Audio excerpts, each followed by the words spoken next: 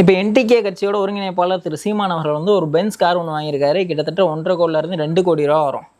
இதை வந்து சாட்டை அவர்கள் வந்து என்ன சொல்கிறாரு அப்படின்னா, இதை ஏன் ஒரு அன்பளிப்பாக ஒருத்தர் வாங்கி கொடுத்துருக்க கூடாது அப்படின்றாரு. நான் என்ன சொல்கிறேன், இது வந்து ஒரு திரள் நிதியில் வாங்கப்பட்ட ஒரு கார். ஏன்னா மே 2 வரை திரு சீமான் அவர்கள் வந்து அவங்களோட அஃபீஷியல் வெப்சைட்டில் வந்து ஒரு திரள் நிதியை கலெக்ட் பண்ணியிருக்காங்க. கிட்டத்தட்ட 1,50 கோடி ரூபாய்க்கு வர வந்திருக்கு. இது எப்படி ஒரு தனி மனிதன் எப்படி அவ்வளோ ஒரு கோடீஸ்வரர்கள் எம்டிகேல இருக்காங்களா அப்படிங்கிற என் கேள்வி கிடையாது. அவருக்கு செய்கிற அளவுக்கு மனசோடு இருக்காங்களா? நண்பர்களோ உறவினர்களோ கொடுத்தால் அதை வந்து ஒரு அரசியல் பிரமுகர் அவர் வந்து ஒரு கோடிக்கணக்கான ஒரு இதுகள் வரக்கூடிய சொல்ல அதை நீங்க பப்ளிசிட்டி முறையாக செயல்பட வேண்டியதானே. முறையா ஐயா நான் தான் கொடுக்குறேன். நான் சூசை முறையா நான் நாம் தமிழர் ஒருங்கிணைப்பாளர் சீமான் அவர்களுக்கு என்னோட பரிசாக நானே இதை கொடுக்குறேன் அப்படின்னு சொல்லி அவர் பிரகடனம் படுத்திருக்கலாம்ல, படுத்தி கொடுத்துருக்க வேண்டியதானே. அவர் வந்து இப்போ உங்கள் மனைவியே உங்க மனைவி மாமனார் கொடுத்துருக்கலாம், உங்க குழந்தையம்மா உங்க உறவினர்கள் கொடுத்துருக்கலாம், உங்க நண்பர் யாராக இருந்தானே. ஐயா நான் வந்து நான் வந்து ஒரு மாநில ஒருங்கிணைப்பாளர் ஒரு கட்சியோட எனக்கு நாளைக்கு கோடிக்கணக்கில் ஒரு சில அது மூவபிள் ப்ராப்பர்ட்டிஸு தெரியாத சொத்துக்கள்னா பிரச்சனை கிடையாது. தெரியக்கூடிய அந்த மாதிரி பொருட்கள் வரக்கூடிய சூழ்நிலைகளில் நாளைக்கு என்ன வந்து விமர்சனம் பண்ணுவாங்க. ஆகையினால இதை நீங்க கொடுக்கறது இந்நேரம் கொடுக்குறீங்க அப்படிங்கிறத முறையா கொடுத்துருங்க. முறையா கொடுத்துட்டா கட்சி பேர்ல கொடுத்துருக்கலாம். முறையா கட்சி பேர்ல கொடுத்துருங்க. மாணவ ஒருங்கிணைப்பாளர் சீமான் அவர்களுக்குங்கிறத விட நாம் ஒரு சீமான நிதியா கொடுக்குறோம் அப்படின்னு சொல்லி கொடுத்துருங்க. ஒரு கட்சி கொடுத்துருங்க. அந்த கொடுப்பதற்கு தகுதியான ஆளா அவரு வந்து டூப்ளிகேட்டா இருக்கலாம். யாரு? அந்த கொடுக்கக்கூடிய நபர். ஆமா, கொடுக்கக்கூடிய நபர். இது என்ன கேட்டீங்கன்னா, இது வந்து மறைமுகமான நம்ம முன்னாள் முதல்வர்கள் வழியில் வந்த கொடுத்ததை வந்து அவங்க வந்து வெளிப்படையா பிரகடனப்படுத்தி சொல்ல முடியாது. ஆகையினால அவங்களத்தான் நம்ம சொல்ல வேண்டியது இருக்கும். உறவினர்கள் கொடுத்தாலோ நண்பர்கள் கொடுத்தாலோ இன்னார் கொடுத்தாரியா அந்த அறிக்கையா இன்ன இடத்துல வச்சு இன்னார் கொடுத்துருக்காரு, அவருக்கு இந்த மாதிரி வந்தது. வந்து முன்னாள் முதல்வர்கள் யாராச்சும் முதல்வர்கள் கொடுத்துருக்கலாம் அப்படிங்கிறது தான் கணக்கு. இல்லைப்பா, இப்போ சாட்டை துரைமுருகன் அவர்கள் என்ன சொல்கிறாருன்னா, நான் அண்ணன் வந்து 1000 இடத்துக்கு பயணம் பண்ணுறாரு. கிட்டத்தட்ட போனதெல்லாம் 40க்கும் மேற்பட்ட இடங்களுக்கு போய் அவர் வந்து பரப்புரை பண்ணார். கிட்டத்தட்ட 234 தொகுதிக்குமே போனார் அப்படின்னு வச்சுக்கோங்க. அவர் போகும் பட்சத்தில் அவருக்கு அந்த அளவுக்கு சிரமமாக இருந்துச்சு. போயிட்டு வர இப்போ கொஞ்சம் தூரம் பயணம் பண்ணாலே முதுகு வலி வந்துடும். அதனால நெருக்கடிகளில் உட்காந்துருப்பாங்க. அதனால இந்த கார் வாங்கி கொடுத்துருக்கலாம். அதான் யாரு கொடுத்தா? இல்லை நீ சொல்லு. நாங்கள் கட்சி நிதியிலேருந்து எடுத்து வாங்கியிருக்கோமையான்னு சொல்லு. என்னோட இது என்னன்னா, அதுக்கு 1,50 கோடி ரூபாய்க்கு ஒரு கார் வாங்குறதுக்கு ஒரு 30-40 லட்சத்துக்கு அந்த அளவு கூட வராது. ஒரு கோடிக்கே நீ போட்டு நீ அதை வாங்கி வச்சு நல்லா சொகுசா உள்ள தூங்குற மாதிரி வாங்கி கொடுத்துருக்கலாமே. இதை ஏன் அவங்க ஒரு பென்ஸில் கொண்டு இன்வெஸ்ட் பண்ணாங்க அப்படிங்கிற ஒரு கேள்வி இருக்குது. அதை விடுங்க, எப்படியா வந்துருச்சு. இப்போ என்னோட ஒரு மிகப்பெரிய ஒரு கேள்வி, என்னோடது மட்டும் இல்லை பல பேரோட கேள்வி, அதையும் இவர் வந்து ஒரு நார்மலைஸ் பண்ணுறாரு. என்னென்னா, நாம் தமிழர் கட்சி அப்படிங்கிற வந்து பிரபாகரன் அவரோட வழியிலேருந்து ஆரம்பிக்கப்பட்டது.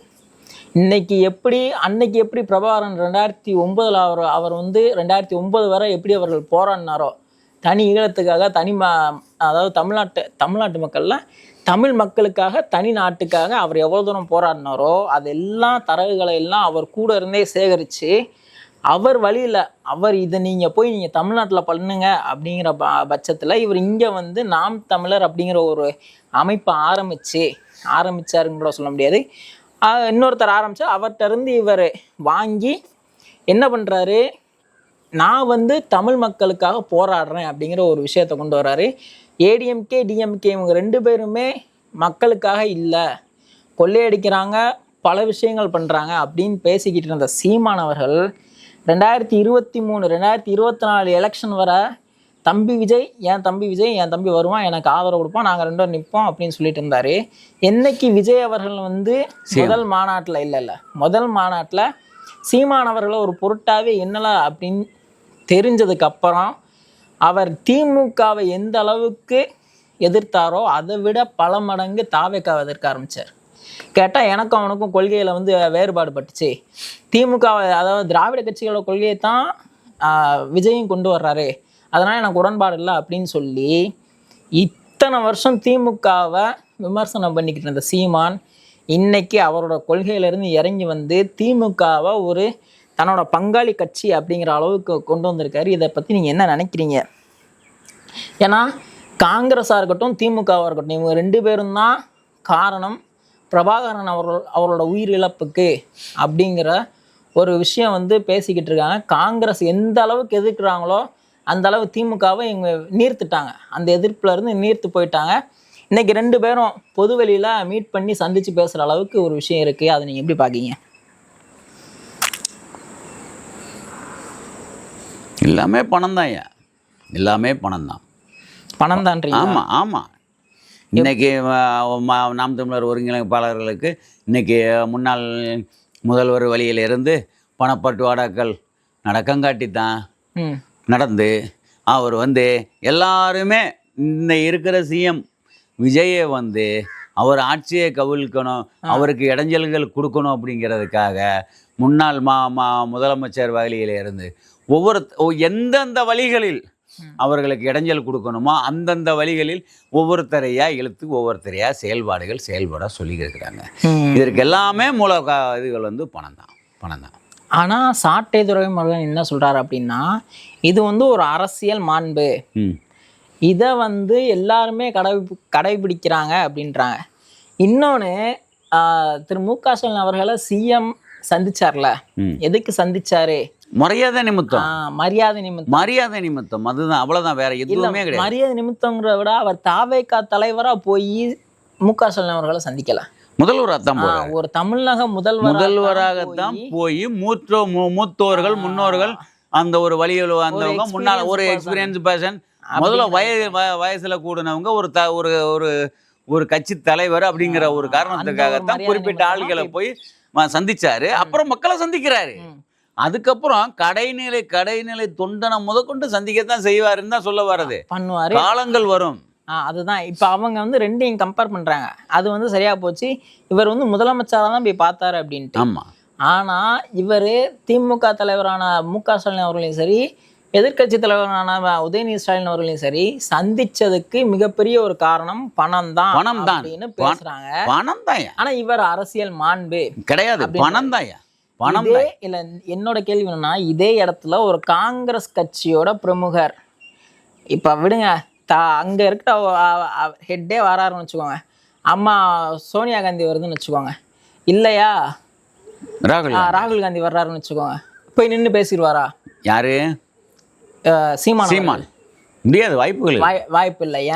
ஏன்னா அவங்க வந்து பணப்பரிமாற்றங்கள் பண்ண மாட்டாங்க. பரிமாற்றங்கள்ங்கிறதுலப்பா அது ஒரு காரணமா இருக்குன்னு வச்சுக்கோங்க. பிரபாகரனா கொண்டவங்க அப்படிங்கிற அந்த ஒரு அதுக்கு என்ன ஆதாரம் இருக்கு? காங்கிரஸ்காரங்க தான் செஞ்சாங்கிறதுக்கு என்ன காங்கிரஸ் பீரியட்ல வேணா நடந்திருக்கலாம். நான் சொல்லப்படுறேன். ஆமா, என்ன ரீசன் இல்லையா? உன்னோட நீ நாளைக்கு ஒரு சிஎம்மா இருந்து நாளைக்கு உன்னோட இதுல ஒரு தமிழ்நாடு அழிஞ்சதுன்னா அதுக்கு நீ தான் ரெஸ்பான்சிபிலிட்டியா? உன்னை வந்து கேள்வி என்ன செஞ்சீங்க, ஏன் இதை நீங்க இது பண்ணலாம் கேள. அதுக்காக காங்கிரஸை வந்து பிரபாகரனை கொள்றதுக்கு காங்கிரஸ் தான் காரணம்ங்கிறத அதுக்கு எந்த ஒரு ஆதாரங்களும் கிடையாது. ஆதாரங்கிறது அதை சம்பந்தப்படுத்தி பேசுறதுனா நம்ம பாம் பிளாஸ்டா சொல்லலாம், ராஜீவ்காந்தி பல இதுகளை சொல்லலாம், பல இதுகளை கொண்டு வரலாம். அதான் இந்த சம்பந்தங்களுக்காக அவங்க அந்த இது அதுக்குள்ள நம்ம போக வேண்டாம். அது வேண்டாம். என்னோட கேள்வி என்னன்னா, காங்கிரஸ் எந்த அளவுக்கு நீங்க எதிர்க்கிறீங்களோ அதே அளவுக்கு கூட்டணி ஆட்சி. இன்னொரு விஷயம், சீமான் அவர்களும் சரி, சாட்டை துரைமுருகன் அவர்களும் சரி, கலைஞர் அவர்களை பத்தியும் சரி, மு.க. ஸ்டாலின் அவர்களை பத்தியும் சரி, எவ்வளவு தூரம் ஒரு கேவலமான விஷயங்கள் பேசியிருக்காங்க, அப்படி மேடைக்கு மேடை பேசியிருக்காங்க. அதை எப்படி மறந்து 2 பேரும் அவ்வளவு தூரம் சந்தோஷமா கை குலுக்கி பேசுறாங்க அப்படிங்கிற ஒரு விஷயம் இருக்குல்ல. பணம் தான், பணம் தான். அந்த அளவுக்கு கொடுக்கங்காட்டித்தான் அந்த அளவுக்கு 2 பேருமே ஒரு பொது இடத்துல உட்காந்து அவங்க இது பண்றாங்க. டிஎம்கே என்ன நினைக்குது, விஜய் அவர்களை எதிர்க்கணும்னா அதுக்கு சீமானோட உதவி வேணும் அப்படிங்கிறதுக்காகத்தான் பணத்தை கொடுத்து அவரை கூப்பிடுறாங்க. ஆனா சீமானால எதுவுமே ஆகாது அப்படிங்கிறத அது அது அவங்களுக்கு டிஎம்கே காரங்களுக்கு முக ஸ்டாலினுக்கும் உதயநிதி ஸ்டாலினுக்கும் தெரிய மாட்டேங்குது. அவர்கள் மேல நம்பிக்கை இருக்கிறத விட சீமான் அவர்கள் மேல டிஎம்கே அவ்வளவு நம்பிக்கை வச்சிருக்கிறாங்க அப்படிங்கிறது அவங்க 2 பேர் தான், அவங்க குடும்பத்தார்கள் மட்டும்தான். மற்றபடி தலைவர்களை மற்ற மூத்த அரசியல்வாதிகளை யாரும் இது பண்ண கிடையாது. அவங்க ஃபேமிலியில் மட்டும்தான், இன்க்ளூடிங் வித் முக ஸ்டாலின், துர்கா ஸ்டாலின், உதயநிதி ஸ்டாலின், சபரீசன், இந்த 4 நபர்கள் மட்டும்தான் அந்த அவங்கள்ட்ட கொண்டு போய் பணத்தை கொண்டே கொடுத்து சீமானை வச்சு விமர்சனங்கள் படுத்துவோம், அசிங்கப்படுத்துவோம், எதையாவது என்னமாவது பேச விடுவோம் அப்படிங்கிறதுல கொண்டு வந்துக்கிட்டு இருக்கிறாங்க. வேற ஒன்று 4 பேர் தான். அவங்க டிஎம்கே வந்து அடிநிலை தொண்டனோ இல்லைன்னா கழக நிர்வாகிகளோ கழக செயலையோ யாருமே கிடையாது. இவங்க 4 பேர் தான். 4 பேருங்கிறத விட கூட ஒரு 10 பேர் சேர்ந்துருக்கலாம். ஆனால் நமக்கு அதை வந்து தெளிவாக சொல்ல தெரியல. ஆனால் பணத்துக்காகத்தான். பணங்கள் வந்து பல அளவில் பரிமாறி இருக்கு. இப்போ கடைசியாக ஒரு 2 கேள்வி. இப்போ சர்ச்சைக்கு உண்டான நம்ம சிவகாசி அமைச்சர், தொழில்துறை அமைச்சர் கீர்த்தனா அவங்க என்ன செஞ்சுருக்காங்கன்னா, கவர்மெண்ட் ஸ்கூலில் போய் ஒரு பொண்ணுகிட்ட போய் இங்கிலீஷில் பேசி அந்த பொண்ணு வந்து தடுமாறி நின்னதை வீடியோ எடுத்து அவங்க இன்ஸ்டாகிராமில் போஸ்ட் பண்ணியிருக்காங்க. சரி, இது எப்படி நீங்க பாக்குறீங்க? இதுல என்னையா தவறு இருக்கு? இல்லப்பா, இதுல என்ன தவறு இருக்குங்கிறத நீங்க கேட்க கூடாது. ஏன்னா ஒரு மெட்ரிகுலேஷன்ல படிக்கிற பொண்ணு ஸ்கூல்ல ஒரு டீச்சர்ஸ் அந்த அளவுக்கு இங்கிலீஷ்ல வந்து யாரும் இருக்க மாட்டாங்க. ஒரு மெட்ரிகுலேஷனா இருக்கட்டும் சரி, சிபிஎஸ்சியா இருக்கட்டும் சரி, அந்த அளவுக்கு இங்கிலீஷ் புலமே இருக்க மாட்டாங்க. ஆனா ஒரு ஒரு கவர்மெண்ட் ஸ்கூல்ல போய் நீங்க போய் உங்களோட இங்கிலீஷ் புலமையை காட்டணுமா? ஒரு கேள்வி. அங்க ஃபுல் அண்ட் ஃபுல்லா தமிழ்ல தான் எல்லாமே நடத்துறாங்க. அப்ப நீங்க போய் இங்கிலீஷ்ல கேள்வி கேட்டா அது என்ன அர்த்தம்? சரியா? தப்பு தான். நான் என்ன சொல்ல வரேன், தவறு தான் அப்படிங்கிறதுக்கு வந்து அதுக்கு என்ன செய்யணும் சொல்லுங்க. நீங்க ஒரு இன்ஃப்ராஸ்ட்ரக்சரை நீங்க இது பண்ணிட்டு பில்ட் பண்ணிட்டு நீங்க பேசுங்களேன். அவங்களுக்கான வாய்ப்புகளை நீங்க கொடுத்துட்டு அவங்களுக்கான அந்த ஃபெசிலிட்டிஸ் அமைச்சு கொடுத்துட்டு நீங்க பேசுங்க. எதுக்கு போய் மட்டம் தட்டுற மாதிரி நீங்க பேசணும் அப்படிங்கிற ஒரு கேள்வி இருக்கு. அது வந்து நியாயமான விஷயம். மட்டம் தட்டுற மாதிரிங்கிறதெல்லாம் யாரு? அந்த பொண்ணை போய் மட்டம் தட்டுறதுனால கீர்த்தனா அம்மாவுக்கு என்ன இருக்குதுன்னு கேக்குறேன் நானு. அவங்களுடைய மாண்பு மந்திரிக்கு என்ன இருக்குது? இல்லப்பா, நான் என்ன கேக்குறேன், அடிப்படை விஷயம். ஒரு கவர்மெண்ட் ஸ்கூல்ல இங்கிலீஷ், கவர்மெண்ட் ஸ்கூல்ல இங்கிலீஷ்ல நல்லா வருதுங்கிறத நம்ம தானே சொல்லிக்கிட்டு இருக்கிறோம். அது வந்து நம்ம தானே சொல்லிக்கிட்டு இருக்கிறோம். இப்ப நான் என்ன சொல்றேன், இத்தனை வருஷம் எப்படி நடந்திருக்குன்னு உங்களுக்கு தெரியும். அவங்க இங்கிலீஷ்ல மறுபடியும் நான் சொல்றேன்ப்பா, பச்சையா தெரியும். கவர்மெண்ட் ஸ்கூல்ல இங்கிலீஷை தவிர மற்ற எல்லா படமும் தமிழ்ல தான் நடந்துகிட்டு இருக்கு. ஒரு மெட்ரிகுலேஷன் ஸ்கூல் கூட அவ்வளவு ஃப்ளூயண்டாலாம் இங்கிலீஷ்லாம் பேச முடியாது. ஃப்ளூயண்டா பேசணும். ஒரு என்ன செய்யணுங்கிற இதை கட் பண்ண முதல்ல இப்போ என்ன செய்யணுங்கிற அதுக்கு என்ன வாங்குறது, அதை ஒரு சில இதுகளை விடு. அதை கேட்டாச்சுன்னா அதை விட்டு, ஆகலைன்னா விட்டுறணும், அவ்வளோதான். என்ன அவ போய் அந்த பிள்ளைய போய் அசிங்கப்படுத்தணுங்கிற அந்த ஒரு மன இதில் போய் நிற்க கிடையாது. ஏதோ ஆர்வ கோளாறுல கேட்டுருச்சு, அவ்வளோதான். இதையெல்லாம் ஒரு பெருசுபடுத்தி இது பண்ணிக்கிட்டு இருந்தோம் அப்படின்னம்னா, மீடியா தான் பண்ணிக்கிட்டு இருக்கிற, அப்ப நம்மளும் போட்டு பண்ணிக்கிட்டு இருந்தோம்னா அதுல என்ன இருக்கு சொல்லுவாப்பா. சரி, விடுப்பா. ரெண்டே கேள்வி. தாவேக்கா ஆட்சி கவுளுமா கவுளாதா? அது எப்படி கவுளும்? கவிழ்ந்து நாளைக்கு அரசியல், நாளைக்கு மீண்டும் எலெக்ஷன் வந்தா 234 தொகுதிகளையும் வரும்னு தான் சொல்லிட்டேன் நான். வரும் 234 தொகுதிகளிலையும் தாவேக்கா வேட்பாளர்கள் நிற்பாங்க, ஜெயிப்பாங்க. போதுமா? 234 உலக மகா சாதனைகள் படைக்கும். அதுக்கு உதாரணம் இந்த 2 மாச அரசியல். 2 மாசம், இன்னும் நான் 60 மாசங்களில் 60 மாதங்களில் 58 மாதங்களை இன்னும் அவன் கையில ஆனால் அவன் ஒரு மனிதன், ஒரு சாதாரண தவறு அவன் எவ்வளவு கண்ட்ரோல் பண்ண முடியும்? எல்லாருமே இன்னைக்கு நான் தான், நீயே தவறு பண்ணலாம் ராத்திரி உன் பொண்டாட்டி சொல்லுவா, என்னப்பா எம்எல்ஏ அவன் கிடக்கான், ஜிஎம் கிடக்கான், நீ எடுப்பாப்பா, நமக்கு போட்ட காசு எடுக்கணும் அப்படின்னு ராத்திரி உன் முன்னாடி பேசுவேன். அதை கேட்டு நீ நாளைக்கு காலையில் மறுநாள் தப்பு பண்ணத்தான் செய்வேன். அதெல்லாம் கண்டுக்கிட்டா இருக்க முடியும். அங்கே இருந்துக்கிட்டு மனிதனாக திருந்த வேண்டும், மாற வேண்டும். அன்றைக்கு தான் அதுக்கு வந்து ஒரே வழி ராஜினாமா. எல்லாத்தையும் வாங்கி வச்சுக்கிட்டு போய்கிட்டே இருக்க வேண்டியதுதான். இப்போ லாஸ்ட்டாக ஒரு கேள்விப்பா. நான் முதல்ல சொன்ன மாதிரி அம்மாவோட ஃபோட்டோ நம்ம வீட்டில் பார்த்துருக்கேன். அதுல என்ன ஒரு கனெக்ட் உங்களுக்கு? கனெக்ட்டுங்கிறதெல்லாம் இல்லையா? அன்னைக்கு ஒரு தைரியசாலி ஒரு பொம்பளை வந்து இன்னைக்கு அந்த அளவுக்கு இன்னைக்கு இது பண்ணி அத்தனை ஆம்பளைகளையும் இன்னைக்கு வீட்டில் அத்தனை மந்திரிகளையும் அத்தனை மினிஸ்டர்களையும் அத்தனை எம்எல்ஏக்களையும் அத்தனை மாவட்ட எல்லா பேரையும் தன்னோட காலடியில வச்சிருந்தா ஒரு கிங். ஆமா, கிங்கு குயின். ஆமா, ஒரு குயின். ஆமா, எலிசபெத் ராணி மாதிரி அந்த அளவுக்கு வச்சிருந்தா. யாரால என்ன செய்ய முடிஞ்சது? 3 பீரியடுகளை என்ன மாதிரி ஏதாவது செய்ய முடிஞ்சதா சொல்லு பாப்பான். கலைஞரே வந்து அல்லாத சூழ்நிலைகள் விதியை வந்து மாறி வர்றதுங்கிறதுனால அவளுடைய அதான் விதிதான். விதி இல்லைன்னா 76 வயசுல சாகணும், 73 வயசுல சாகணுங்கிற அவசியம் இல்லை. இன்னும் ஒரு 2 பீரியட் இருந்திருக்கலாம். இப்போ அது எப்படி இருந்திருந்தா எப்படி இருந்திருக்கும்ங்கிறத வந்து நம்ம யோசிக்க வேண்டியதில்லை. இல்ல விஜய் அவர்கள் வந்துட்டாரு அந்த ஒரு இல்ல நான் என்ன சொல்றேன், அதுக்கு அடுத்து இந்த இவ்வளவு கேவலங்கள் நடந்திருக்காது, டிஎம்கே ஆட்சியில் நடந்த கேவலங்கள் நடந்திருக்காதுன்னு சொல்ல வரேன் நான். இன்னைக்கு ஒரு சாதாரண ஒரு கவுன்சிலர் அவ படுத்துற பாட பார்த்தீங்கன்னா அது அவ்வளவு தூரத்துக்கு அந்த அளவுக்கு கேவலங்கட்டமானமா இருக்குது. இன்னும் எக்ஸாம்பிள் இந்த காரைக்குடி சம்பவங்களை என்ன நினைக்கிறீங்க? அன்னைக்கு என்ன போட்டு கொடுத்து விட்டுருக்கான், பெர்சன்டேஜ் போட்டு கொடுக்குறான், 2% டாக்குமெண்ட்ல ஆஃபீஸ் ஃபீஸ். இன்னைக்கு நீ அதை பேசு பார்ப்போம்.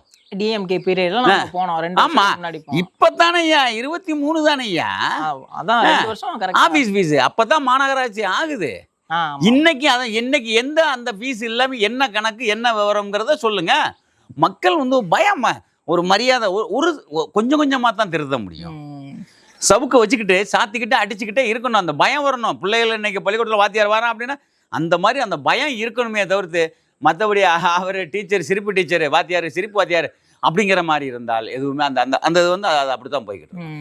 மாற்றங்கள் கொஞ்சம் உருவாகி இருக்கு, மாற்றங்கள் வரும், நம்பிக்கை இருக்கு. ஆனால் மறு எலெக்ஷனுங்கிறத மட்டும் நீங்க சத்தியமா நீங்க நினைச்சிடவே வேண்டாம். அது அவருடைய அந்த ஒரு மூஞ்சிக்காக யாரும் கிட்ட கூட போக முடியாது. அன்னைக்கு எம்ஜிஆருக்குன்னு ஒரு பவர் இருந்தது, ஜெயலலிதாமாக்குன்னு ஒரு பவர் இருந்தது, கலைஞருக்கு அந்த பவர் கிடையாது. கலைஞருக்கு வந்து அந்த ஏமாத்து தான். இருந்தாலுமே அவரை குறைச்சும் பேச முடியாது. கிடையாதுயா, மனிதனே கிடையாதுன்னு சொல்லுவேன்யா. கலைஞர் வந்து மனிதனே கிடையாதுன்னு சொல்லுவேன். நீ போட்டோம் இன்னைக்கு ஆன்லைன் இதுல போட்டோம், கலைஞர் வந்து மனிதனே கிடையாது, அவ்வளவு கேவலமானவர்னு சொல்ல வருவேன் நான். புரியுதா? அவ்வளவு கேவலமானவர். தன்னோட அந்த இதுக்காக அந்த போஸ்டிங்காக என்ன வேணாலும் செய்ய துணிஞ்சவர். காமராஜரை ஒதுக்கினவர், கக்கணும் எல்லாரையும் ஒதுக்கினவர்.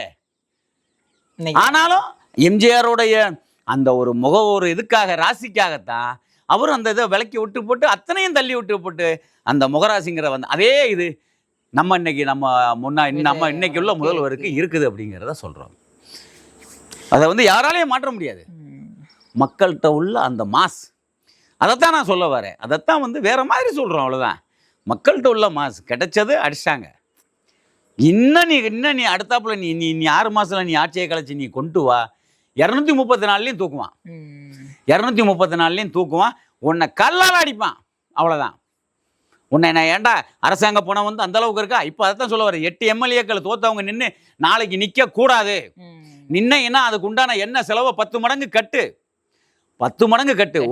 ஒரு தொகுதிக்கு 10 கோடி ரூபா ஆகுது அப்படின்னா நீ ரிசைன் பண்ணையில ஜெயிச்ச இல்லையா, அடுத்தவனை கொண்டு வா. 1,05,000 ஓட்டு வாங்கி 1,05,000 ஓட்டு நீ வாங்கியிருக்க, 1,04,000 ஓட்டு வாங்கின அடுத்தவன் இருக்கான் பாரு, அவனை எம்எல்ஏவா உருவாக்கு. அதுல ஒரு பெரிய சிக்கல் இருக்குல்ல. என்ன சிக்கல் இருக்கு? இது அப்படின்னா அதான் முறை இதே பேரம் நடக்கும்லப்பா. அதெல்லாம் பேசக்கூடாது இல்லப்பா. பேரம்ங்கிறத வந்து மனிதனா இல்லாதவன் தான் ஏன் பேரம் பேசுவான்? ஒரே ஒரு நிமிஷம், நான் என்ன சொல்ல வரேன், மனிதர்கள் வந்து பேரமே பேச மாட்டாங்க. சொல்றேன், இந்த வழக்கு இப்போ திருச்சி கிழக்குல போட்டிருக்காரு, யாரு திமுக பிரமுகர் போட்டிருக்காரு. அவர் என்ன சொல்றாரு, விஜய் அவர்கள் ரிசைன் பண்ணிட்டாரு, அதுக்கப்புறம் நான் தானே ஆமா எனக்கு அந்த பதவியை கூட எம்எல்ஏ இல்ல அது வந்து கொஸ்டினா தான் வைக்கணும். அதை வந்து கொஸ்டினா தான் வைக்கணும்னு தான் சொல்ல வரேன். அதுல வந்து 99% அவனுக்கு உரிமைகள் உண்டு, அதை நம்ம ஏத்துக்கிட்டு தான் ஆகணும். அவன் கேட்கிற கேள்வி வந்து சரியான கேள்வி. இருதயராஜ், ஆமா, அவர் வந்து இனிக்க இருதயராஜ், ஆமா உண்மை அதுதான். ஆனா இதே வந்து அவர் வந்து கட்டாயத்தின் பேர்ல ரிசைன் பண்றாரு. நீ திமுருக்கு நீ ரிசைன் பண்ணா 8 பேரும் உனக்கு கட்சி பிடிக்கல, உனக்கு அவன் இவன் பிடிக்கல, அவன் பிடிக்கல, எவன் பிடிக்கல, நீ சட்டசபைக்குள்ளவே நிக்க போற. உன் மக்கள் உன்னை திறந்த நீ சட்டசபைக்குள்ளவே நிக்க போற, அவ்வளவுதான். நீ சட்டசபைக்குள்ள நின்று மக்களுக்கு செய்ய வேண்டிய சேவைகளை நிதி கொடுக்குற, அதை செலவழிச்சிட்டு நீ செய்யப்பட்டுட்டு இரு. நீ ஏன் போட்டு நீ ரிசைன் எதுக்கு பண்ற? அப்பனா நீ நினைச்சா நீ நிப்ப, உனக்கு வந்து கவர்மெண்ட் வந்து உனக்கு சப்போர்ட் பண்ணணும், செலக்ட் பண்ணணும், போலீஸ்காரங்க எல்லாம் சப்போர்ட் பண்ண, ராத்திரி போலும் உழைக்கணும், எல்லா நிர்வாகிகளும். நீ ஜெயிச்சு வந்த உடனே தூக்கி போட்டுட்டு அடுத்தவனாவது வருவ, திரும்ப வருவ. வேற வேலை இல்லையா மக்களுக்கு? இதே தான் நிக்கிறவன், நீ ரிசைன் பண்றவன், ஐயா என்ன செலவு 1 கோடி ரூபாயா, 10 கோடி ரூபாய் கட்டிற டெபாசிட் பண்ணிட்டு நீ ரிசைன் பண்ணிட்டு வெளியே போய் அதை திரும்ப எடுக்கணும்னு நினைக்காத, அவ்வளவு. அது திரும்ப வராது, அது கஜானா வராது. கவர்மெண்ட்ங்கிற பேர்ல திரும்ப எடுக்கணும்னு நினைக்காத, எடுக்காத, அவ்வளவுதான் கணக்கு. இதுதான் சரிப்பா. அதே இதை வந்து தலைவர்கிட்டையும் நான் ஒன்று சொல்லிக்கிற விரும்புகிறோம். என்னங்க, உத்தரவு போடுறதுக்கு நமக்கு வந்து வயசும் கிடையாது, எதுவும் கிடையாது. வயசு வேணா இருக்கலாம், ஆனால் அதுவும் கிடையாது. ஆனால் வெளியிலிருந்து வந்த கட்சிக்காரங்களுக்கு சீட்டு கொடுக்க கூடாது அப்படிங்கிறத தாழ்மையான ஒரு வேண்டுகோள். சரியா? நீ அடிப்படை தொண்டனாவே தான் இருக்கணும். காலம் எப்போ உனக்கு கணியுதோ, காலம் எப்போ கணியுதோ அன்னைக்கு வரும்யா உனக்கு. ஆளுங்கட்சிங்கிற பவர்ல இருந்துக்கோ, உன்னோட இதை வச்சு நீ சேவைகள் செய்ய மக்களுக்கு. ஆனால் நீ சீட்டு கேட்க கூடாது, கேட்டாலும் தலைவர் கொடுக்க கூடாதுங்கிறத ஒரு தாழ்மையான வேண்டுகோளை வைக்கிறோம். கடைசி ஒரே ஒரு கேள்வி, அம்மா போட்டோ வச்சிருந்தீங்க, இப்ப சிஎம் போட்டோவை நான் வைக்கலாமா? சத்தியமா வைக்கலாம். இதுல ஏன் மாண்புமிகு அவர் வந்து ஒரு நம்ம தலைவர், அவ்வளவுதான், வேற ஒண்ணும் கிடையாது. ஸ்கூல் டேஸ் மனிதர்கள் நல்லவர்களுடைய படங்களை எங்க வேணாலும் இதயத்தில் வைக்கலாம், வீட்டுல வைக்கலாம், எங்கனாலும் வைக்கலாம்னு சொல்ல. படிக்கும் போது விஜய் போட்டோ வச்சிருந்ததுக்கு அது வேற. அவர் வந்து அன்னைக்கு அவருக்கு வந்து அன்னைக்கு பக்குவம் பத்தாது. என்னது பார்த்தா என்னைக்கு சொந்த காசை செலவழிச்சாரோ, மற்றதெல்லாம் எதுவுமே எந்த இதுவுமே கிடையாதுயா. என்னைக்கு கோடியா 10,000 கோடி 5,000 கோடியை கொண்டு வந்து சொந்த சம்பாத்தியத்தை மேக்கப் போட்டு அந்த பொம்பளைகளை பிடிச்சி இழுத்துக்கிட்டு வச்சுக்கிட்டு சம்பாதிச்ச காசை கொண்டு வந்து மக்களுக்காக மேடை போட்டு செலவழிச்சாரோ அன்னைக்கே அவர் மாண்பு ஆயிட்டாரியா. அன்னைக்கு தான் ஆகுறாரு, அன்னைக்கு தான் அவருக்கு மெச்சூரிட்டி வருது. அவர் சம்பாதிச்சு வச்சிருந்த காலத்தில் யாருக்கும் அவருக்கு மெச்சூரிட்டி வர கிடையாது. அதே மாதிரி அதுக்கு முன்னால் வந்து நடிகராக இருக்கக்கூடிய சூழ்நிலைகள்ல அவரை நானே கேட்பேன், ஒரு சினிமா படம் நடிக்கிறதுக்கு 250 கோடியா? பொம்பளைய வந்து தொடுறதுக்கு அவன் ஆம்பளை ஆசைப்பட்டுக்கிட்டு இருக்கான். ஆனா நீ அத்தனையும் அனுபவிச்சு உனக்கு 250 கோடி சம்பளமும் கொடுத்து உனக்கு படம் இதுவும் கொடுக்குறாங்க அப்படின்னா உனக்கு அந்த அளவுக்கு என்ன இருக்குது அப்படிங்கிறத தான் நானும் கேட்குறேன். ஆனால் அந்த காசை வந்து காசுக்காகத்தானே எல்லாமே செயல். அந்த பணத்தை நான் மக்கள்கிட்ட செலவழிச்சிட்டேன், இறைச்சி விட்டுட்டேன், என்கிட்ட இருந்த 1-2 சொத்துக்களையும் விட்டுட்டேன், சொத்துக்களை விற்று போட்டுட்டேன். இனிமேல் எனக்கு எதுவும் வேண்டாம், நான் மக்களுக்காக சேவை செய்கிற வந்திருக்கிறேங்கிறதோட முடிஞ்சு போச்சு. அவ்வளோதான், அவ்வளோதான். சரிவா? இந்த 8 எம்எல்ஏக்களும் அவங்களுக்கு கட்சியில் வந்து அடிப்படை உறுப்பினர்களாக சேர்த்துக்கிற வேண்டியது, நல்ல ஒரு மரியாதைகள் கொடுக்க, வயசில் மூத்தவர்களாக இருந்தால் அனுபவசாலி அரசியல் அனுபவங்களாம் மரியாதை கொடுக்கலாம். ஆனால் நிற்பதற்கோ இது பண்ணுறதுக்கோ எந்த ஒரு இதுவும் கொடுக்கக்கூடாது என்பது ரொம்ப அணித்தரமாக ஒரு சில தாழ்மையான வேண்டுகோளாக வைக்கிறோம். சரி, அவ்வளோதான். எத்தனையோ மக்கள் இருக்காங்க, 8 கோடி மக்கள்களில் இந்த 108 எம்எல்ஏக்களை தவிர்த்து மற்றபடி தாவேக தொண்டர்கள் நிறைய பேர் இருக்கிறாங்க. சேவை செய்யணும்னு நினைக்கிறவங்க, அவங்கள சேர்த்துங்க, அவங்கள எடுத்து தேருங்க. இந்த இவங்களை வந்தவங்கள ஒரு கட்சியை விட்டு வெளியேறி தகுதி இல்லாமன்னு சொல்லிட்டு வந்தவங்கள, நீ வந்ததெல்லாம் சரிதான், எம்எல்ஏ பதவியை ஏன் ராஜினாமா பண்ற அத சொல்லு. நீ உன்னோட தலைமை சரியில்லையா? ஐயா உன்னோடது எனக்கு பிடிக்கல. இல்ல அங்க இருந்து நீங்க ஒரு பொதுக்குழு, நீ அங்க இருந்தே தலைமையை மாத்து. முடியலையா? நான் எம்எல்ஏவா இருந்து மக்களுக்கு சேவை என்ன செய்யணும் அதை நான் செய்யறேன். என்கிட்ட எதுவும் கேட்காத, என்கிட்ட எதுவும் கேட்காத. அப்புறம் முடிச்சுட்டு என்ன வெளியே விட நான் போய்க்கிறேன். இப்போ உனக்கு என்னை வெளியேற்றுறதுக்கு உனக்கும் தகுதி கிடையாது. ஆனால் நானும் அதே மாதிரி பண்ண மாட்டேன். மக்கள் காசை வந்து செலவழிக்கிறதுக்கு அந்த அளவுக்கு அரசுகளுக்கு செலவழிக்கிறதுக்கு நான் விட மாட்டேன். முடிஞ்சு. சரிப்பா, ரொம்ப நன்றி. நிறையா பேசிட்டோம். அடுத்த ஒரு சூழலில் மறுபடியும் பேசுவோம்.